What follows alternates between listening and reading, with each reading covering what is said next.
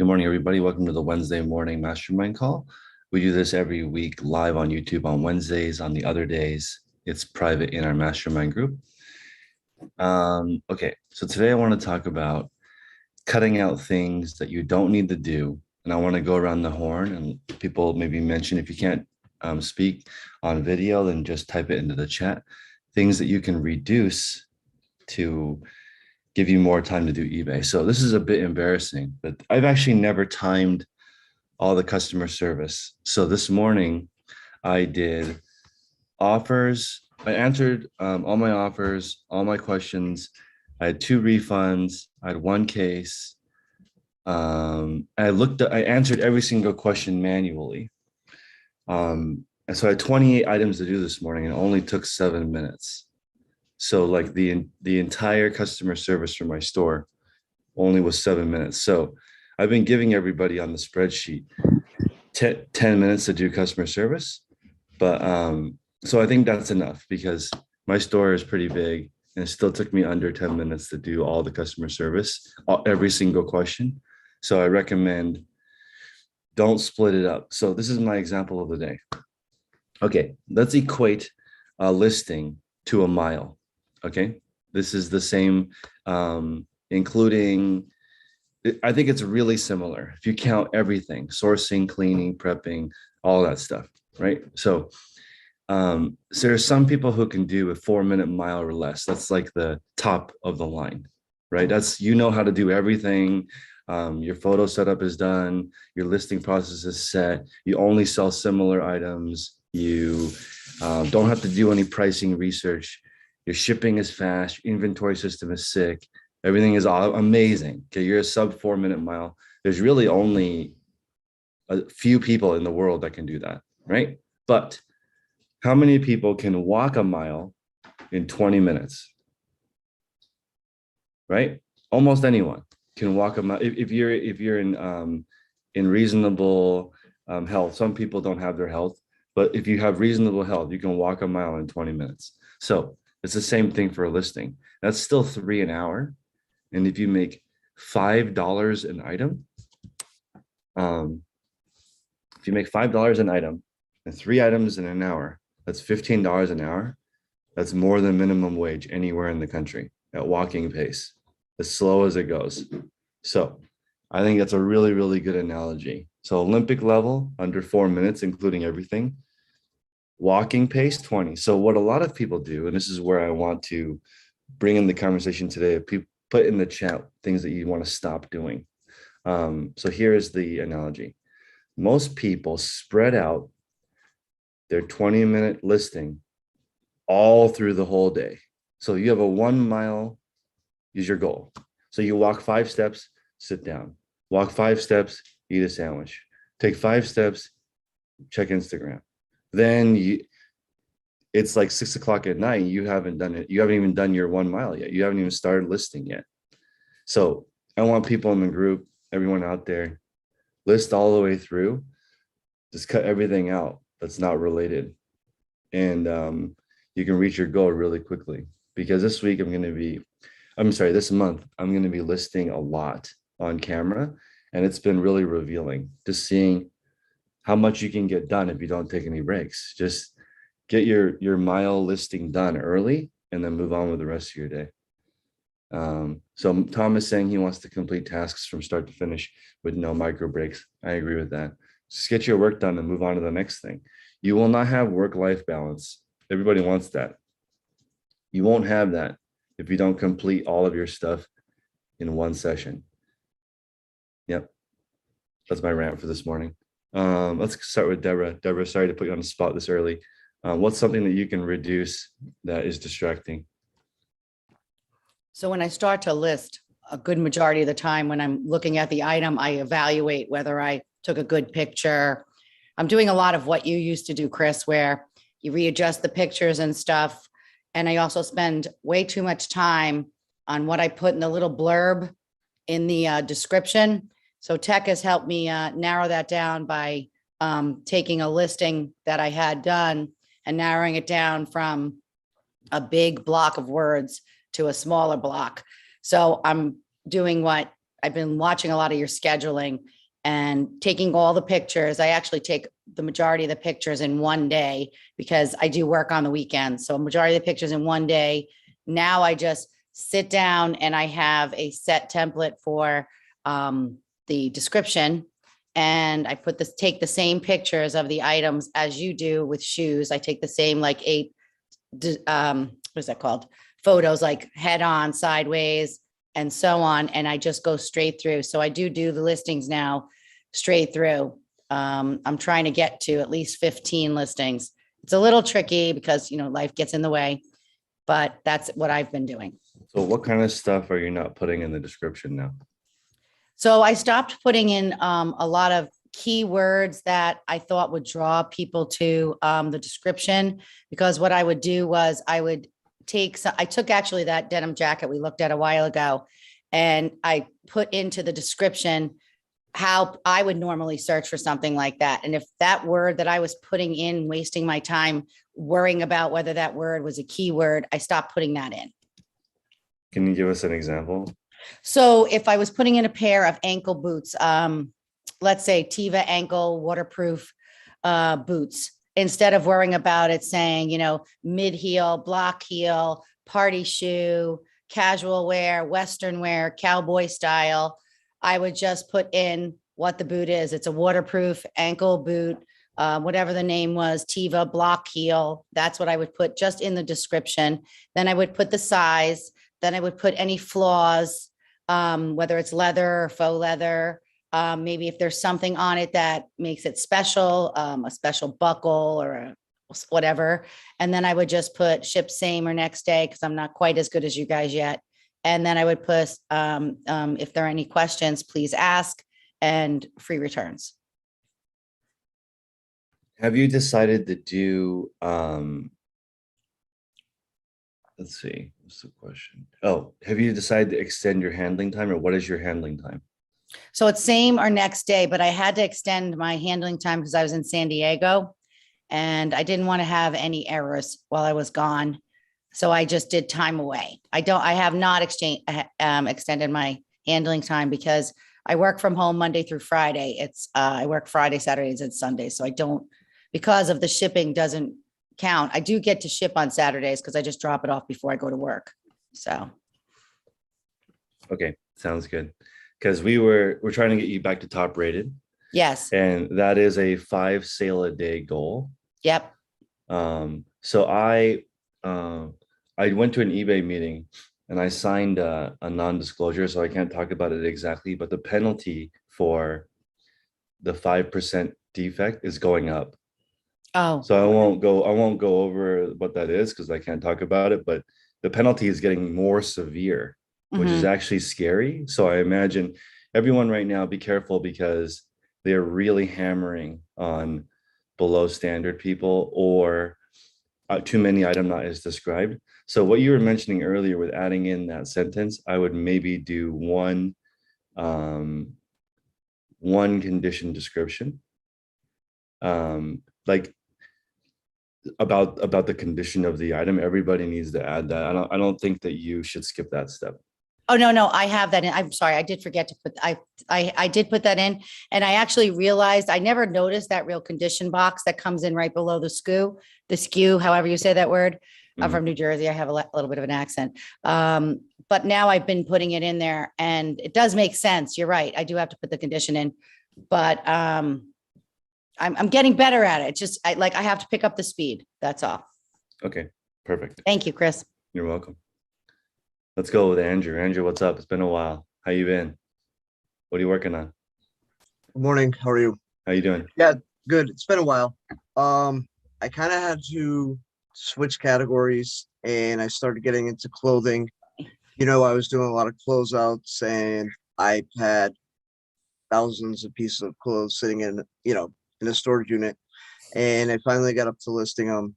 One of the things I realized is if it's not worth my time to list, I just don't list it. Like, that's one of the things that I cut out. If I'm looking at something, I say this is only a $5 or $6 profit, I just don't list it. Just move on to the next.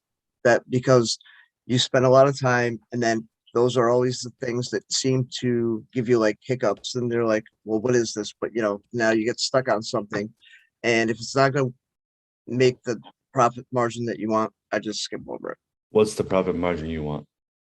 $15 an item. Okay.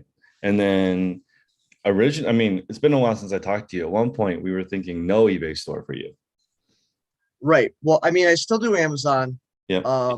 with the video games. But with a lot of the cheaper games like on Amazon, it's buy box, motivated. So if you have games that are in acceptable condition, and you can't win the buy box, it's not, I've moved a lot of stuff onto eBay, and I do a lot of variation posts for the video games. So like Xbox 360 and then like 200 titles so that works out better. People end up buying a lot more games in the variation post, so that's good. But It's GameStop interesting. looks like Or go ahead. Go ahead. no, GameStop looks like it's coming to an end. I did like 12 last year, but now there's not really any in the immediate future. So I still have a bunch of stuff from Lord and Taylor, and Macy's, and Francesca's, and all that stuff that I've been doing. So I said, you know what? Am I storing it or am I, selling it? So I got into listing clothes, and it's challenging though, because it's like a whole different, you feel like you're in a whole different business now. It becomes hard. Absolutely. I would say without a doubt, clothing is the hardest category. It has the most competition. The average sale price is the lowest. It has the most item specifics, the most variance. It's the most sensitive to current trends. It's not super easy. Also, you brought to light something interesting. On Wednesday, we have the video game call, 4 p.m. A lot of those guys in the call have the buy box for used. And it's like a cheat code because their items always sell first. So I never thought if like I was on Amazon Star in a video game category and I could not get the buy box, you'd have a difficulty selling the game. Right. But the buy box category has to be very good or better. I So see. it has to be right. So if Okay. you're acceptable, like if I sell discs only as like acceptable, so like and they're very sensitive to condition sensitive. So if you're selling something and the customer says, you don't want a defect on Amazon, because they'll just shut you down. So yeah, a lot of my like disc only stuff, my acceptable stuff, I just moved over to eBay. I love it. Okay. So you've removed the lower ASP item or the lower profit items. That's a great way to do it. At the very least, list your highest profit items first. If you have that luxury of being able to sort. For me personally, I try to sort before it goes in. So right when I'm buying it, ideally, when I buy a lot and it comes in, I try to get rid of all the stuff that's not profit immediately. So it doesn't even go into my storage. And then once it's in my storage, then I don't sort like most profit at that point. Once it's in the storage, they just get listed in order. But Right. I'm trying to get rid of them before they get in. Right. But like with the closeouts, like Yeah. Lord and Taylor's, I paid a quarter a unit. So, Yeah. like you can't really like then you're taking everything. So it's like it doesn't, you can't really do the sorting at the store. But I do have a question. Yep. On like stuff like I have maybe 150 J. Crew t-shirts. They're all the same, just different sizes. Would you do a variation post for that and just put the drop down menu for the sizes, or would you do, a small post, a medium post, a large post, an extra large post? How many of each do you have? Probably, 30 of each. So I would do one listing each per style, per size. So I would go J. Crew medium. I just bought a Target lot and it's like all the brand Goodfellow, which is terrible.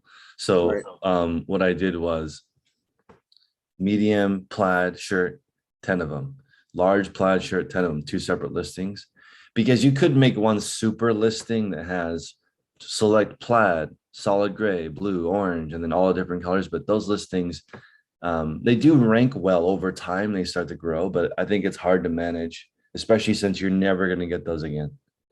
Right.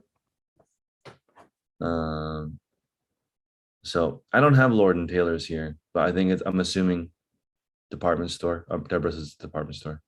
Yeah, like an upscale Macy's kind of Got you. higher end stuff. There was like Gucci in there too. Like so I was getting like real Gucci for 25 cents. So I got you. All right. So this year, less closeouts. Are you just going to list what you have, or I actually have a few more closeouts on the horizon. So um, you know, and at that price, why not take it? You know what I mean? At the prices that I'm getting, I've had a lot of deals with the liquidators and the prices that I get, you know, I pick what I want to list and I wholesale the rest. perfect? I have there's a question from Deborah asking, somebody asked a buyer asked to cancel an order. Is that a defect? I just want to clarify for people that it is not a defect if your customer asks for a cancellation. But if you inaccurately marked that it was the buyer's choice to cancel, even though you didn't, you couldn't find the item or something and you blamed it on the customer, I have now seen a few people get that option removed. So if you abuse that toggle to avoid the defect, eBay is now reviewing all of the different buyer asked to cancel requests, and you can get that removed. I still haven't seen anyone abuse the return system, but I imagine that's next. We'll see screenshots of people not refunding the entire amount and then eBay taking that away from you. I haven't seen that yet, though. I've only seen that it removed from people not giving the full refund.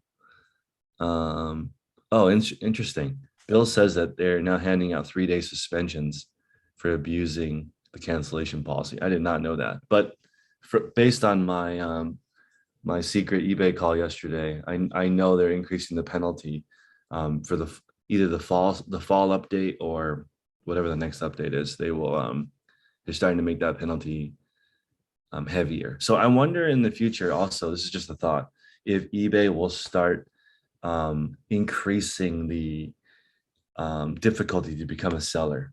Because if they do that, if they say, you know what, well, I guess they are doing that by raising the below standard fee, but if they raise the bar higher, I think it improves eBay overall. If they just got rid of the bottom 10% sellers, the ones that don't ship on time, not small, but bad. Let's say you're a bad seller, don't ship things on time, always cancel, and you can't sell on eBay anymore. Maybe eBay starts to grow as a platform because they have a higher quality experience. I don't know though if that's true, or they just want anyone and everyone can sell. I don't know if that's a good experience, because Amazon is a better experience than eBay, in my opinion, as a buyer. And it's much harder to sell on Amazon. So that's why, like, I always make the joke that everyone on Poshmark at some point in their career is like, I want to try Amazon. Everyone says that, but it's never the opposite. No Amazon sellers think, you know what, I want to switch and sell on Posh. It's like the completely different, the demographic, but on Poshmark, eBay, Mercari, anyone can sell. So I think that reduces the customer experience. Deborah, question? So I can just cancel the sale and put buyer requested, and then Yep. do I have to write to eBay about it or no? No, but you do have to relist it. So I usually it will not relist the item for you when you cancel, but it may ask you, do you want to relist this item? Okay, And make sure that you relist it. And I just added that tip from Brian. Let me put the link in the chat, because this is everyone go in here and look at so I have 90 in here. I've had 90 people. So people are always complaining about how many cancellations they get. I've had 90 recently, people who've bought something and changed their mind. That's fine. I just put the link in the chat. Click that link and you can check your cancellations. And most of those items are not relisted. And this is people thinking that eBay deleted their listings. They did not. Most of the time, they did not delete your listings. It's just in this tab. okay. Yeah. Thank you. You're welcome. So I want to bring up, I'm going to be coming out with a 30-minute method based on the 30-minute method that you see on Poshmark trending sometimes. So the 30-minute method on Poshmark is list 3 items, list or relist 3 items. So you don't even need to put new items into your store. You can just redo 3, share, follow, all the other stuff that's related to Poshmark. But instead of that, instead of the Poshmark 30-minute method, I'm going to make the Chris Daily Refinement eBay method, 30-minute method, which is 10 listings, listed, photographed, shipping, customer service, everything except for 2 things, which is prepping items, because that's different for everyone, and sourcing. All of the other things, Chris Daily Refinement method, that's taken from Tech and Sports, 30 minutes. Actually, we're going to rename it after Tech's wife, because then maybe people will do it, even though her method is just his method. So we're going to try to do it, make it more trendy, more marketable, so people actually do it. But the 30-minute method on this channel will be 10 full listings, photographed, listed, and all your shipping and all your customer service, everything. 30 minutes, 10 listings. So for Isaiah, with a 35 listing goal, that's like an hour and a half of the processing part. The rest of it will be sourcing. I'm sorry, it's like maybe an hour and 45 minutes of the listing part, under 2 hours. And then the rest of his day is going to be cleaning, sourcing, all that good stuff. So I want to 10 listings in 30 minutes is the new goal for everyone in this group. So that's 20 an hour. So that fits into nap time hustle. That fits into lunch break. That fits into before work. That fits into after work. The tile guy working a 10-hour tile shift and coming home, he still does it. So Isaiah?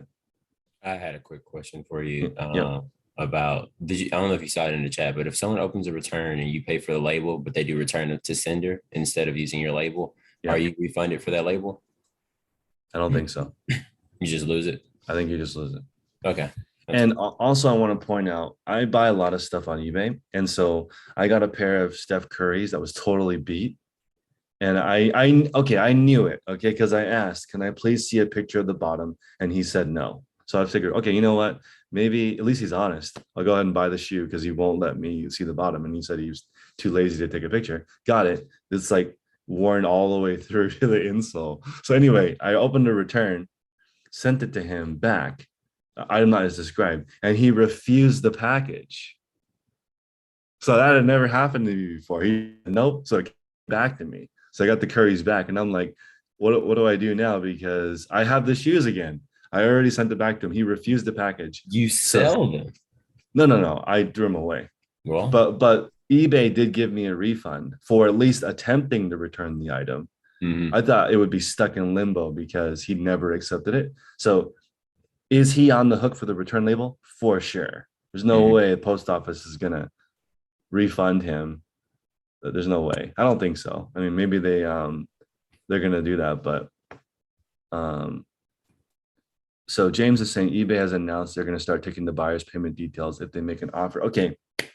So I want to clarify that for everyone. That takes a long time to roll out. A lot of people are saying, oh, somebody made an offer and I accepted and it didn't charge them right away. It's not every single eBayer has that. There's like hundreds of millions of people who have an eBay account. Not everyone has that feature. I think it will take longer than a year for that to happen because they announced that a long time ago. And in the fall seller update, which happens in a few months from now, they have more announcements on that feature. So it's not even close to everyone having that feature yet. And Andrew is saying you can turn it off, and you can tell your buyers it's okay if you pay later. That way they can buy multiple items. And also yesterday I asked, can we please have a feature so when you do multiple accepted offers, it gives them combined shipping? Because I want that. I want to charge every person $2 extra per item. I don't want to go back in and combine an invoice. I should be able to make a rule. So their development team said, they said to me, that is an oversight. We need to fix that because people who have lots of combined orders, it's very time consuming to figure out what it is. It should be like a done shopping, boom, here's your shipping total. But they don't have that feature, which is very behind. Most websites have a combined shipping after the fact feature. Let's see. James says in April, the UK update, so fingers crossed. Yep. I will say that there is one fee reduction coming. So it's not a huge fee reduction, but there is one reduction coming.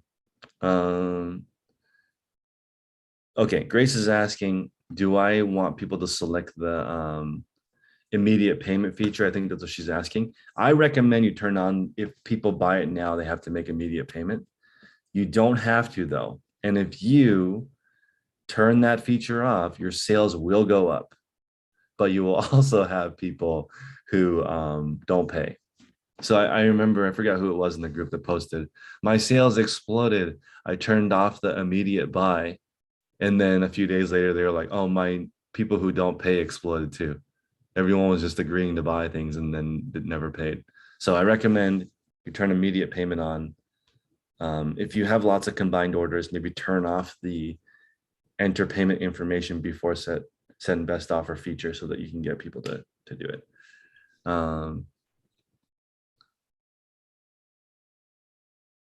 Let's see. Okay. Oh, Gemma is saying that they had a few different updates in their seller update. So it must be different globally as well, because I think Gemma's in the UK. When they cancel, I think we have that in the US too. They refund the insertion fee. Correct me if I'm wrong. I believe in the US, if a customer cancels, you get your insertion fee back. Not the transaction fee, but the insertion fee. Is there a way to see the percentage of returns in there? No. In fact, the most difficult part to track on eBay is the return shipping label. So I'm glad that Isaiah brought that up, because it takes a long time for that return label to show up on your bill. And sometimes, I'm positive, they don't charge you. I'm positive that some of the return labels you don't get charged for. I don't know if that's because my guess is the post office system sucks. So they don't know. They have no idea. So they don't know who they're billing. Let me answer some questions in the chat. Let's see. Kevin P is saying 10-to-1 eBay, or 10 for every 10 sales on eBay, 2 on Poshmark. So a couple people in the chat have that experience. And Robin is also saying that the Poshmark experience has reduced. So I don't know. I haven't been on Poshmark in a long time. I don't know if their experience has remained the same or reduced. I guess in the chat, you guys can let me know your Poshmark experience.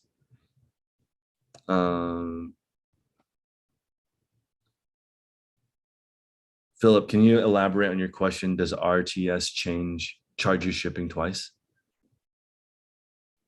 Oh, return to sender. No, it doesn't. Return to sender only charges you one time. So, Jen, with the SIM card router, you can take the SIM card out of your phone and plug that into the SIM card router. And some people need that because once you take that SIM card out of your phone becomes a brick and it can't access the internet anymore.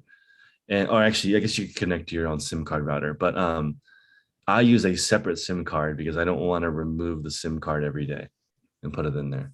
So and could you explain to me any SIM card that I purchase I could insert into that router and it will somehow use my cell phone service? Did you did you buy it from the eBay listing? Yes, exactly. I just ordered it again. Okay, so I'm gonna give you the guy's phone number. I appreciate it. His name is Alfredo, and he no longer puts his phone number on listings anymore because of how big of a pain in the ass it is to explain this. I've been reading the research online, and I'm like, okay, it doesn't say, none of them are explaining where you get the SIM card and how that SIM card connects to my cell phone plan. That's what I don't understand. So I'll call him. Sounds good. So let's see. Also, for the record, I think that 99% of people don't need a SIM card router. You just need your hotspot on your phone. Should be good enough. If you use a lot of internet though, and you list a lot of items, then sure, the SIM card router is great because you need that unlimited. But I think if for most people, they don't need that. Some people have really, really poor internet though. I'm not sure, Chris, that's kind of strange because I have a Verizon unlimited plan. I have several devices. But I don't stream from the movies or anything. I do a lot of online web searching though. I do all of my auction searches from there. When I'm waiting for someone at a real estate showing in the car, I will do all of my searches there. I mean, I use the web search easily. 63% of my phone search is web searches. So, at least that's what it says. And so I guess I'm using so much more bandwidth than I thought I would. And listings shouldn't take that much, right? Loading the photos, well, I don't know. Maybe loading the photos is a lot. For your volume, it does not. You shouldn't. You don't need a SIM card router. All right. Well, all right. I'm getting it anyway. Well, someday I'm gonna have a lot. Hopefully. Let's get there. If you listen to this call and get rid of a bunch of stuff, then yes, you will get there. You're welcome. John? Yeah. Specifically speaking of Verizon, they sell these other devices. One of them is called a jetpack that'll give you like 10 extra gigs, etc. It doesn't give you any extra gigs. I have it. It doesn't. They specifically told me it is simply using the same bandwidth that I have on my current service. They told me something different. Well, I definitely don't. I use the same thing about that today. I don't know. Go ahead. I have 4G, not 5G. I have 5G. That may be the difference. Mm-hmm. Okay. They've been pushing me to update. Maybe that is the difference. Okay, thank you. You're welcome. Catherine is asking if it's faster to determine, or if it's faster to list from templates, or faster to sell from sell similar. So without question, faster to sell from sell similar. It's like 30 seconds faster. So that's not a huge difference though. So my recommendation is you do whichever one you like the most, and you can be the most consistent, because you're looking for 4-minute mile, sell similar. If you're looking for 5-minute mile, listing templates. It's just very similar. I think sell similar just because it might have a style name that I wasn't familiar with or I didn't see in the item, and might have some keywords that I would have missed otherwise. So, okay, thank you. Does that take into account having to look up that quote unquote sell similar item? 100%. Taking it up is less than 2 seconds. So fast. But you're selling similar from your own stuff, right? Yes. It's very fast. That's the fastest part, is looking it up in your store. So Mickey is asking, and this is the last question I'll do on the SIM card router, because I don't want to go down that rabbit hole.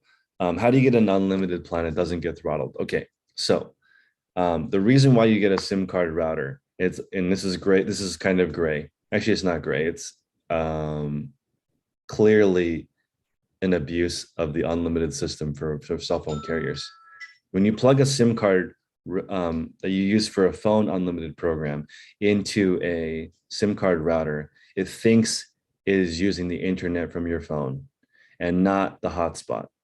That's why people who use a ton of data can use a SIM card router. This is like, the use of this is for people who are like, need a lot of data or only use their cell phone for their internet plan, or you list over 50 items a day and there's a ton of data going through and you get throttled, because 50 items a day times 10 photos is 500 pictures. That would require some kind of a larger plan.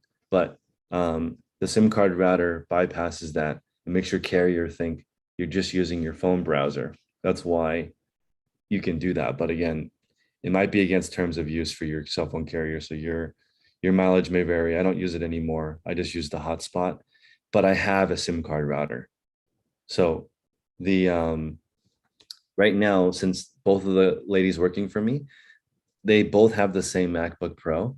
So they use their own hotspot, just because there's 2 separate stations now for them, and they both use their own hotspot. And I use my own hotspot for shipping, because it's slightly faster than the SIM card router, but I have a SIM card router at both stations in case there's a backup. So I have backup, backup on backup on backup. We have 3 internets, their internet, my internet, and my SIM card internet, 3 different internets. It'll never go down, because imagine not having internet. So So that's 3 different phone plans. 4 different phone plans. 4 My different- phone Yep. plan, they each have a phone plan. My Got it. hotspot is another plan. Yeah. Okay. Jeffrey's saying Verizon sucks in Phoenix, so maybe that's related. And I use T-Mobile, and I also had good luck with Mint Mobile. So people using that. Can I ask you a question, Chris? Please. It's more process oriented. Yeah. So lately I've been on this, I have this goal to eliminate cleaning from my business. Yep. Tech was explaining, he asked me the question of, if you didn't clean shoes for 3 or 4 hours a day and you're able to spend your entire day doing photography and listing, like how much larger would your business be? And I thought about that, and I'm certain that I could go from a 6-figure, like an early 6-figure business to a multi 6-figure business if I could focus on listing, right? So my question for you is, do you think it's feasible to get well, how would you go about getting 30, 40, 50 pairs of shoes per day that didn't require for you to clean them? Not that you hired someone else to clean for you, but didn't require cleaning in the first place. What would be your methods in order to pull that off? Okay, so this is something I learned from Tech from last night's call, and maybe this is some secret sauce, so hopefully he doesn't get mad. When I was teaching, because for the longest time, I did photos and listings separate. One person photographs all day, the other person lists all day. And that sucked, because I always had a different amount of photos than listings, because the listing and photographer were not the same person. So they always had different paces. So I changed to the way Tech trains people, which is I do it, then you do it. Then we talk about how you did it. Then I do it, then you do it. They watch you do it, then they do it. Then it's perfect. So yesterday on the sourcing call, because I'm trying to do that, I'm trying to hire someone to source for me. Now, here's the thing. In order to do that, I have to be able to source perfectly. So this is the first part of your question. You're currently trying to figure out how to reduce cleaning, reduce repair, all that stuff. So you need a really clean checklist. So when you're going out, you're like, okay, let's do the bend test, check both laces. Does it have an insole or not? What's the wear? What's the size? Okay, these boots we don't buy under size 5. I bought all these Harley Davidson boots for like $8, size 5 men's. Could not sell them. Even as kids, they were horrible, because it turns out toddlers don't wear Harley Davidson boots. You should probably sell it to women. So that could be in the women's category, but that was, I would put that in my buy list. Let's not buy men's boots size 5 and smaller. Right. So once you make a really, really good list, or you could put, if it's a size 5 men's boot, put a little orange sticker on it so we can list it in women's. You need these rules to make it easier. You're going to build those rules as you run into more and more situations. Right. So you have to go do it. So I'm in that process right now where Christine's going to follow me as my videographer, and she's going to write down what I'm doing so that I can. Christine or your Christine? My Christine. Oh. So the idea being, so as you guys know, in this group, we love Gary Keller and The One Thing. Yeah. And he paid someone to follow him around $100,000 for a whole year and write down how he runs his real estate firm. Then he wrote that into a document and gave it to everyone. And now it's one of the biggest real estate companies in the world. They just follow his template. So someone put yesterday that they're just going to hire someone to source for them. That does not work. Mm-mm. You have to hire someone to source like you. You have to hire someone to photograph like you, list like you. You can't hire someone to photograph instead of you. That will not work. Mm-hmm. I've tried that. So sourcing, what I'm going to have to do is make a really clean rubric. And I have people testing right now, bringing me stuff for me to look through. And it's hard. Yeah. You eliminating cleaning and testing, though, will easily Your business explodes. explodes. It will triple or quadruple. My idea is if you bought from sellers, it'd be much easier for you to like, but the problem is you'd have to find enough sellers in order to have the necessary quantity to list 30, 40, 50 pairs of shoes per day. And that's the hard part. But I think sellers might be the way to go because they have to clean their shoes before posting them on Poshmark, before posting them on eBay, before putting them at the flea market stalls. They're always cleaning them beforehand. So if you get them from them, then your chances of not having to clean the shoes will go higher. Because when I was at my flea market, almost all of those shoes were already ready to roll because they had to clean them in order to put them in their stalls, you know? That's interesting because I have had very bad luck with sellers or anyone with eBay or Poshmark experience as a shopper for me, because they typically are just hobby sellers. Yeah. So they don't have systems. I want a professional buyer. Mm-hmm. Someone who sells on eBay sometimes and Poshmark sometimes. How are they going to get me shoes every time? Right. So it's crazy. I see what you're saying. So you're saying like if you might be able to get 30 shoes from them this week, but can you get another 30 next week? Absolutely. Or that's the problem. I see. That makes sense. Absolutely. So I don't want a sometime shopper for me. So people were saying, oh, I would never work for you if you make me buy back the items that don't count. And I'm like, I would never hire you because you don't want to make a ton of money. If I want to pay somebody a lot of money. Tech says that the people who work for him drive BMWs. I want that. I want my buyers to drive Lamborghinis because they made so much money. That's perfect if I could figure out how to do it right. But did Tech train his buyers, or did they develop that skill on their own? He developed them over time by saying, no, yes, no, yes. Bring me all the stuff you think is profitable. And over time, they look at his store because all the items that are good enough are in the store. And from manually saying no, yes, no, yes. And he has more experience shopping than anyone ever. So he knows how to do that. He knows how to say no for this, no for that, and train them exactly. If you don't know, good. I was about to say, he says all the time that like if someone brings you 100 pieces of clothing and you make them take back 32 because it's not what you wanted, they learn the lesson very quickly. Absolutely. Go, okay. Like, if you can buy that many pieces, they won't want to shop for anybody else. No one has complained that I'm making them buy back stuff because they don't have to go anywhere else. They could literally just come to me and they're done. Go shopping, come to my place, done. But it's interesting because the photographer I have, Angie, that you guys know, she's an interior designer. Keisha, the other lady that works for me, she's like a portrait photographer, which normally would scare me because portrait photography is so different from product photography. Because like a portrait photographer might get paid $500 for one picture. And that's scary, right? Because I'm paying cents per picture because there's so many. But she's doing, it takes her 10 hours to do that one picture or 15 hours to do that one picture out of the hundreds of pictures she had to take to get that one picture, compared to every picture she takes from you is money. But I was scared though, because I was like, because like I normally wouldn't hire a wedding photographer to do eBay photos because it's so different. So it took her like, I don't know, 5 days to switch out of every picture is perfect, edited, redone. The thing that I did not have to teach her is framing. Yeah. Every single picture looks right. And I'm like, what we have to do is you're a production line worker now. It's no longer art. Are you guys using a grid for your photos or no? No, they eyeball it. Yeah, same. So go ahead.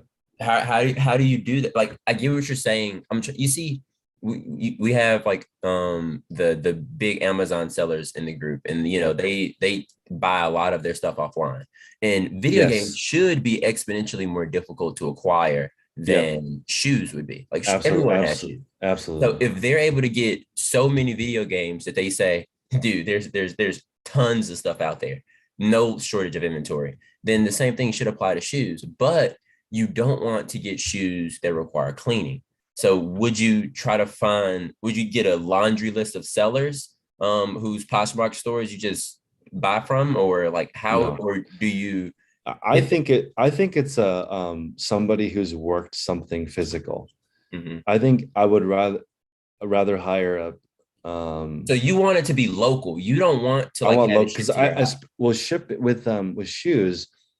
The per cubic foot profit is smaller than video games Mhm.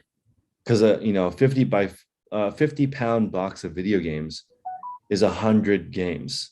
I mean, Yeah. I'm more than that. Might be Probably more. 200 games I think for each 50 game is like pounds. 8 ounces or something like that. Right, Yeah. or less. Yeah. It's probably, Andrew, how much does a game weigh? 4 ounces. Yeah, 4 ounces. Okay, Yeah. so 4 of them in a pound, so 200 for While 50 shoes are pounds. like 1 pound, 7 ounces. Yeah, so we're about 35 pairs of shoes versus 200 games, right? Totally different. Exactly. So You're you making have to more do money. local, but I think that I want to hire like somebody who used to be a waiter Yeah. and they hated it. Somebody who's working at home in their pajamas listing a few times a day. I don't know if that person's going to be on the grind looking for stuff for me. Yeah. I need a hungry person out there. That makes So sense.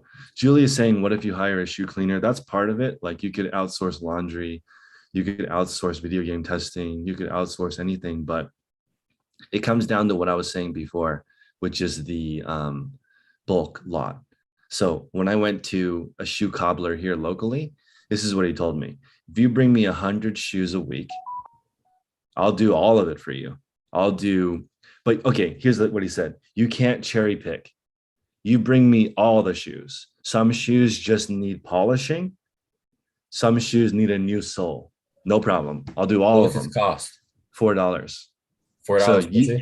per shoe, but I can't cherry pick. He's like, if you bring me all shoes and Take it, Chris. Take it. That's really a good value. Hold on. no, I know. But my point is, he said, if you bring me all shoes that need a new sole, then our relationship is over. Of course. Because that's not how this works. Okay, so if I went there and he was like, you know what? Nope, this is going to be $15 a pair because there was a million shoes. Like you cherry picked, you took out all the good shoes that require no cleaning, and he's not stupid.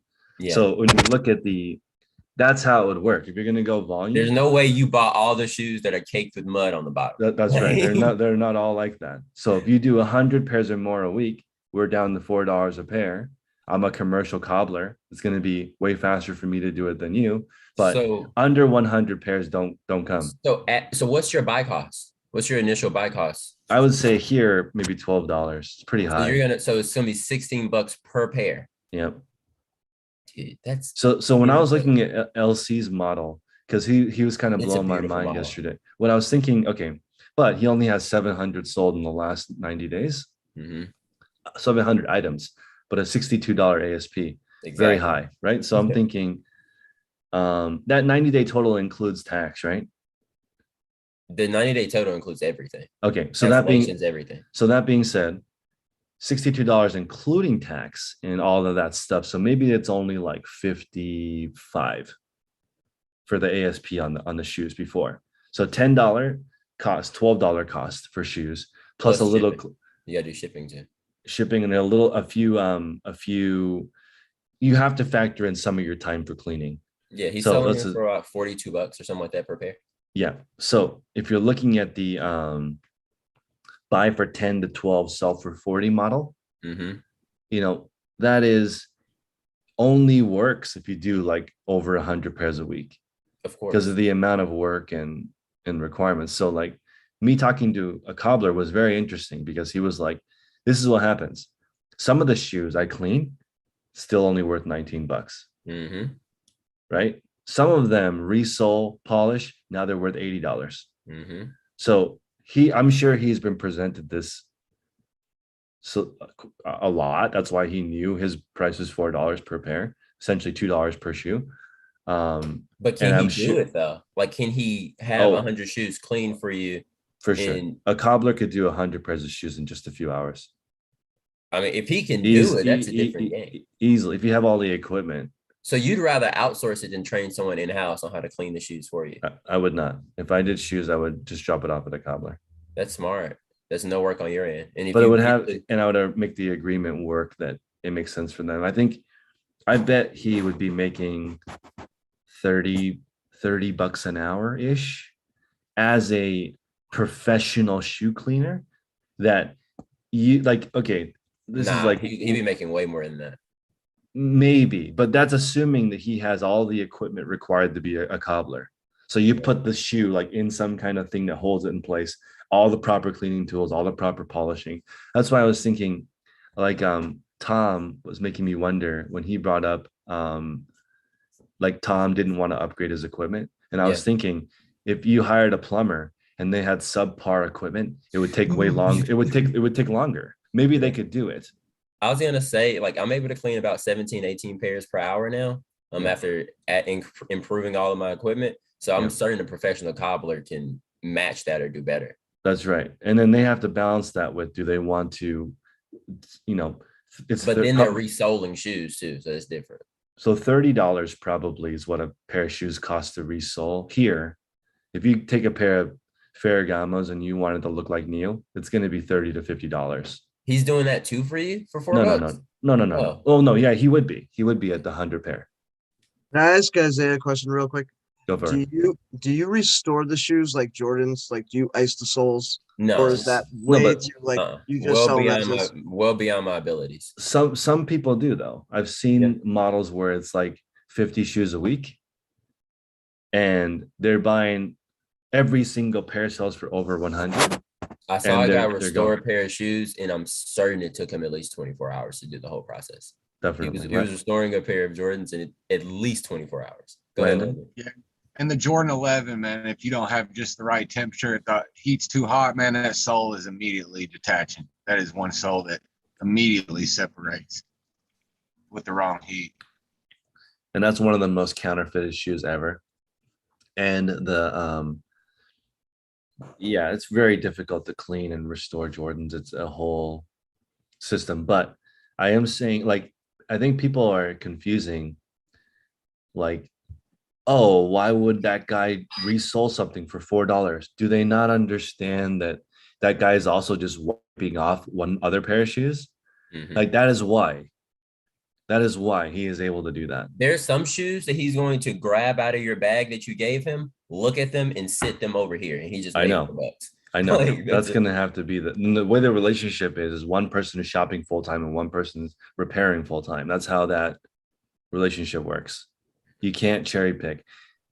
And that's the same with it. Tech's getting all these $500 shirts for $4. That's because he doesn't cherry pick. He picks the $10 shirt. But the thing is, you could go ahead, Thomas. Doesn't all of this just make you realize that shoes suck to do? Like how much more do we need to talk about having a cobbler and then having someone else find the shoes for you and do all this shit? Clothes are one step. You find someone and they wash them. We're not hiring out someone else to do the cleaning of them and spot clean them and do all this shit. It's one step. Yeah. I don't know. think- I personally, Sorry. I hate driving around. So if I had to drop off, again, we weighed shoes. Yeah. If we're doing 100 pairs of shoes, that's Yeah. 200 pounds. If I have to lug around 200 pounds Yeah. several times a week, God, shoot me. Yeah. Yeah, shoes I got suck you. here. No. And as far as doing the shoe game, I just recommend if you're going to do the shoe game, do over 100. That's your only gig. I think it's very different. What Thomas was talking about, like for some people, like measuring and doing clothing is the photography is much more physical for whatever. And they would say, I don't want to do clothing Yeah, I ever. can't So, stand so, measuring clothing. so it doesn't matter. It's going to be okay. Here's my conclusion. It's going to be horrible if you do less than 100. Because it takes time and you have to have all these different pieces. And if you don't have a cleaning process for clothing, it also sucks. So you got to have all kinds of things set up. I would say clothing is not easier because Imagine doing clothing if washing No. machines didn't No, exist. here's the thing. If you're Thomas or like a lot of people in the group and you're an expert in describing clothing, then it's easier. But if you've never sold on eBay before and then you get hit with 20 item specifics, on a pair of clothing, I mean, a piece of clothing, you might give up and never resell. And you might go on to Poshmark and Mercari because there's only 8 item specifics. So it's different. But I think that shoes is doable, but you have to do it in a little bit of volume. Philip, question? Yeah, can you hear me? Yeah, what's up? Just a question, like, so now that I'm going to the bins every day, I've been going for like a while and I'm there for a while. Like there's like obviously like the same people who go every day. Like I formed like a pretty good relationship with like telling them the more frequent stuff that I'm looking for. Like it's not like grails or anything, but it's just like bread and butter type stuff. And like I've paid like overpaid almost like everybody purposely. And I like get them stuff that I know is worth like good money, but it's out of my category. So like I'll be like, hey, here's like a $200 golf bag. And it's to the point where like I think people kind of feel like guilty for taking money from me. They just want to give everything to me for free. But like my plan is they're opening a bins closer to my house. And I'd like to just go to the one closest to my house for like 3 days a week and then go to the one like an hour away from me, like once a week, and just kind of like everybody who has a list of what I'm looking for, like come to them and buy it from them like once a week when I go. Do you think like once I explain to them like, hey, I'm not going to be coming here as often, if you can still pick these up, like I'll pay you, like they'd be willing to take the money? Or because I kind of feel bad, like it's to the point where like a bunch of people bring me like good stuff and they're not like asking for any money in return. That doesn't work long term. So I just always let people know I want a forever relationship. Like I love Naval Ravikant. He says do long-term things with long-term people. That's why doing this relationship with tech is interesting, because we want to do it until one of us dies. So like long-term as it gets, and people can't do stuff for free forever. So I'm always like, let's do some kind of that's why it's, for me, it's hard to do business with family members, because like sometimes they're like, no, I got you. But that's like, how I need you to do this for a long time. So I got you, unless you want to just take care of me forever, but that doesn't really work unless you're married to them. Oh yeah, like definitely. Like I kind of want to like shift it more towards like transactional and less to like I scratch your back, you scratch my back type thing. Yeah.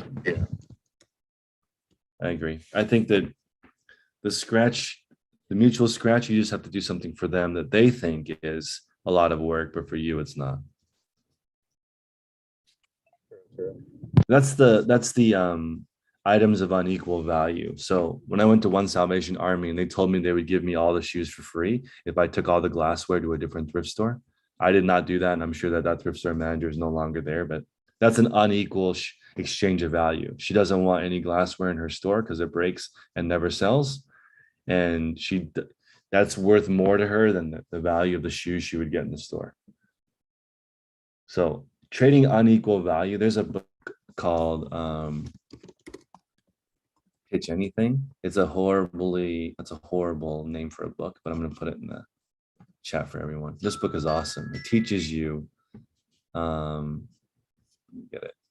teaches you that you want to trade things of unequal value in your life, because there's something for you that I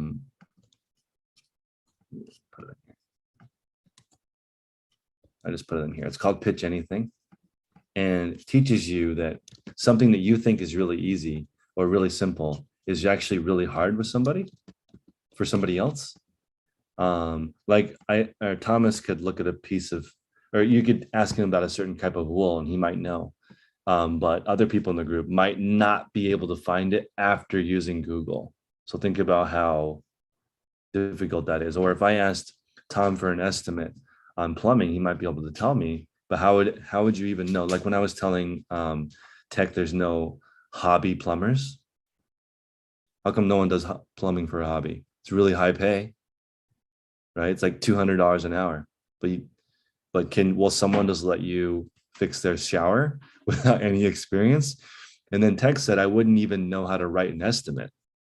That's true. I have no idea. I would not know how much it costs to fix anything. So Unequal value is really important. You know something that other people think is hard. Everyone does. You have to trade that. Daniel says 95% of the time of fixing an IT problem is just walking up to the user. Yeah, I mean, I think the first 5 IT troubleshooting are like, is it plugged in? Have you tried turning it off and turning it back on? Is it plugged in? Probably is 50%, probably half of the problems, or batteries ran out. Yeah, it's the first 5 problems are clear the cache. See, James says that his friends made a full-time living with the turn off and on. That would be great. So sometimes it's dust. So they just take apart a computer and remove the dust and it's okay. That's why I love that tip yesterday from Kevin on the printer. Tearing it off one below, leaving that space so it doesn't get dust in the blade. That's awesome because the blade on my Rollo will eventually wear out. So I wonder, and I think dust would accelerate that. Yeah, resetting the yeah, I wonder if working at Xfinity or Comcast or whatever service you guys have, how the troubleshooting guy is like, did you try turning off the router and back on? I wonder how much of his or her job is that. They built it into the app now. With my cable company, I can reset the motor from my app. Perfect. Yeah. That's how common of a problem it is, I guess.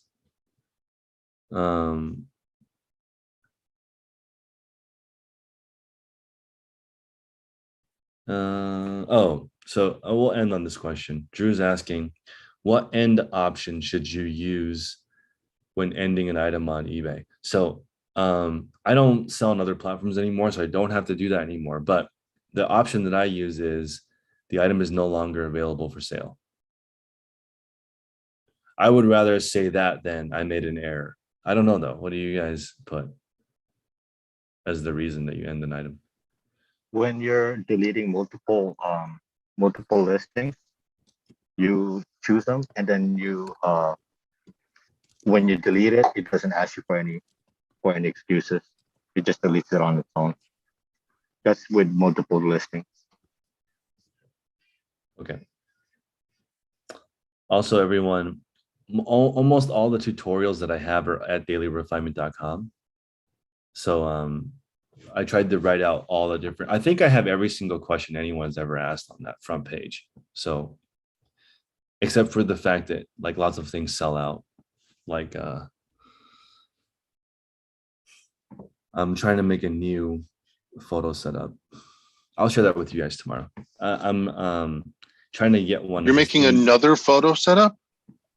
Because I'm trying to make one that's even easier for shoes. I'm not going to sell shoes, but I just want to make one for people because I keep getting questions on that. Which Lazy Susan, and I think that I know for sure it doesn't matter, but I want to just make an easier one that's free, and then that will be the end of the.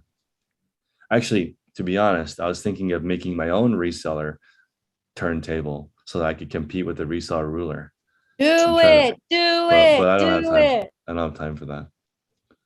But it is fun to try to see if you can beat Tech at anything, but he's very competitive. Hey, I did want to say real quick something that you touched on